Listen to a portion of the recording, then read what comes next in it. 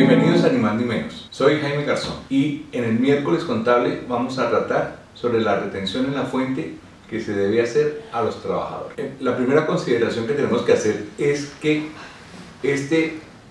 la retención en la fuente por rentas de trabajo tiene que ver con la que se aplica a las personas que trabajan siendo dependientes, o sea, aquellos que ganan un salario, y adicionalmente aquellas personas que prestan servicios de trabajo. Son servicios personales que tienen las características de ser por honorarios o una prestación de un servicio, o que se ganen o devenguen unas comisiones por una labor realizada. Entonces vamos a entrar con el procedimiento número 1.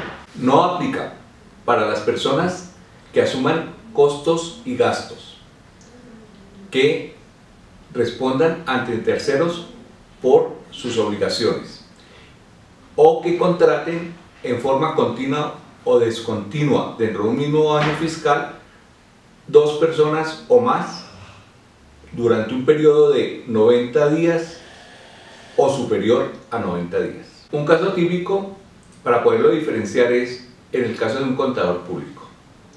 El contador público, si está dependiendo de la empresa, gana o bien un salario o le pagan por un tiempo parcial una suma por honorarios. Pero ese contador también puede tener una oficina donde reciba contabilidades, incurre en gastos que son la administración, el arriendo tal vez, los servicios, puede tener una, dos o tres personas trabajando para él, una recepcionista, un auxiliar, dos auxiliares, y asume todos los riesgos que conlleva prestar esa prestación de ese servicio.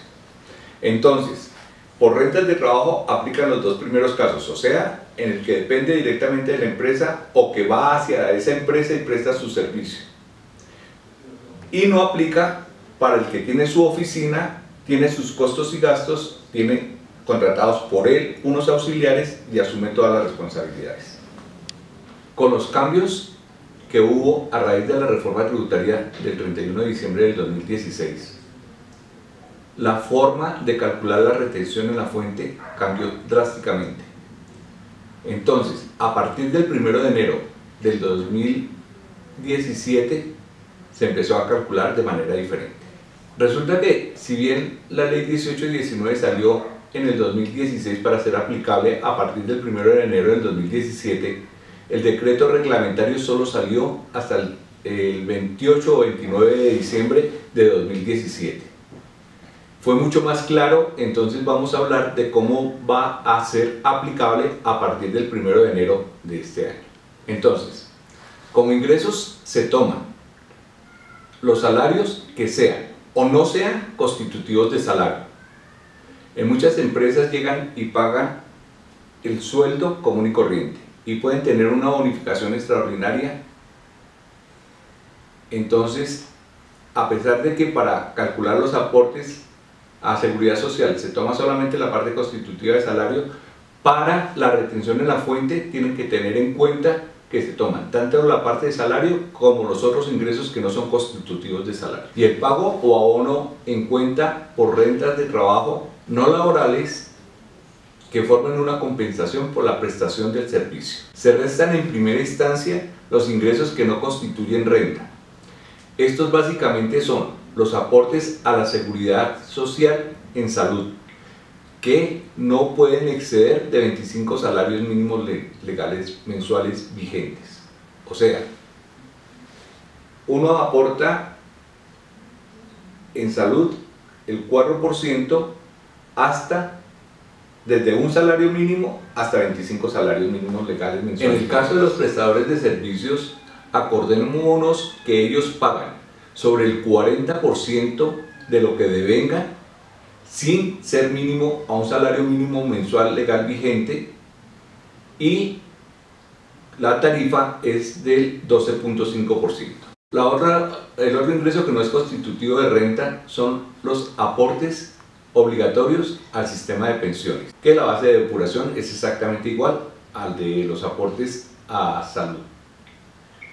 La ley 1819 introdujo, aunque ya venía contemplándose desde la ley 100, un nuevo ingreso no constitutivo de renta, que son los aportes voluntarios a los fondos obligatorios de salud, no a los voluntarios, sino el aporte voluntario a los aportes obligatorios de salud, que consiste en que adicionalmente al descuento obligatorio uno puede aportar mensualmente una suma de dinero para engrosar la suma que uno va ahorrando a pensiones, pero únicamente tiene validez a aquellos que aportan al RAIS, no a Colpensiones. O sea, al sistema de prima media no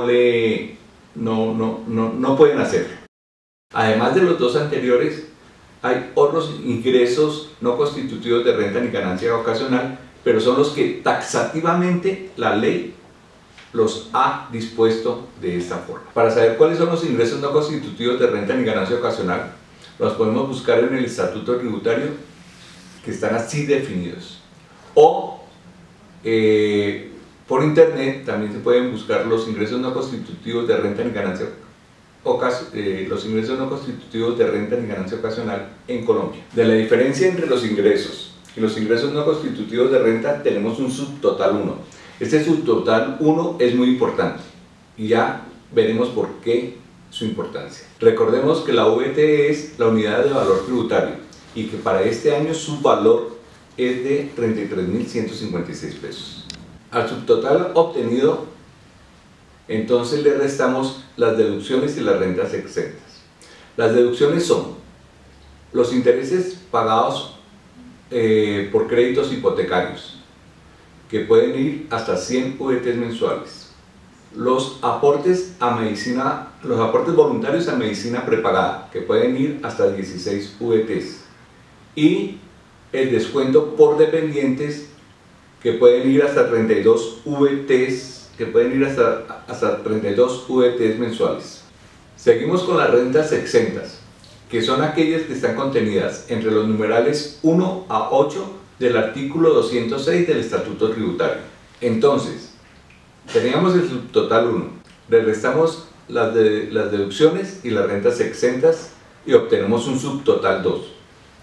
Y a este subtotal 2 le aplicamos el 25%, nos da un valor, y este valor es una renta exenta que la ley nos da a todos los que pertenecemos a este grupo. Una vez obtenido este 25%, sumamos las deducciones, las rentas exentas y el 25%. La suma de estos tres no puede ser superior al 40% del subtotal 1, ni puede exceder de 5.040 VTs. Los límites anteriores son anuales. Para clarificar las cosas, llego y tomo las deducciones más las rentas exentas más el 25% al que tengo derecho. Eso me da un resultado. Luego tomo del subtotal 1, lo multiplico por el 40% y comparo los dos resultados. Al menor de estos valores lo tengo que comparar con 420 VTs que salen de coger las 5.040 dividido entre 12. Cojo el menor valor y este valor que me da es el valor máximo que me puedo deducir del subtotal 1 para sacar un resultado que es la base de retención en la fuente. A este resultado base de retención en la fuente lo dividimos entre 33.156, que es el valor de la VT, para que nos saque un valor en VTs. Ya teniendo el valor en VTs, entonces nos vamos a la tabla de retención en la fuente que les es aplicable para este tipo de ingresos. Si uno tiene un ingreso inferior a 95 VTs, su retención en la fuente es 0.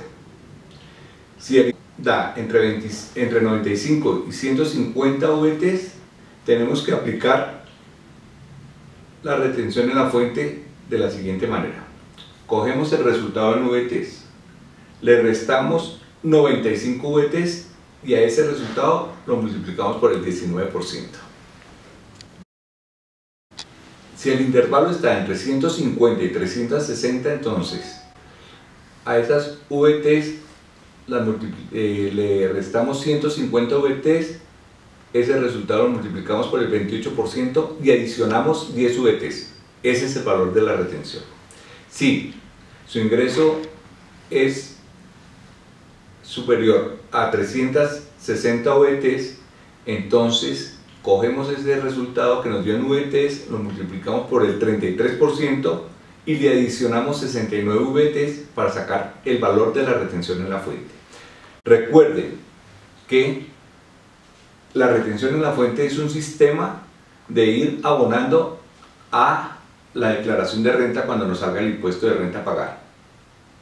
Muchas veces procuramos de que nuestra retención sea la menor posible, pero al hacer la declaración de renta, como la retención fue mínima, tendremos que sacar un dinero superior al que si hubiéramos pagado mensualmente para poder pagar el impuesto de renta. El próximo miércoles seguiremos tratando temas que tienen que ver con la retención en la fuente para trabajadores. Si les gustó este video, no olviden dar me gusta y suscribirse a nuestro canal. Nos vemos. Y el pago o abono en cuenta de aquellos pagos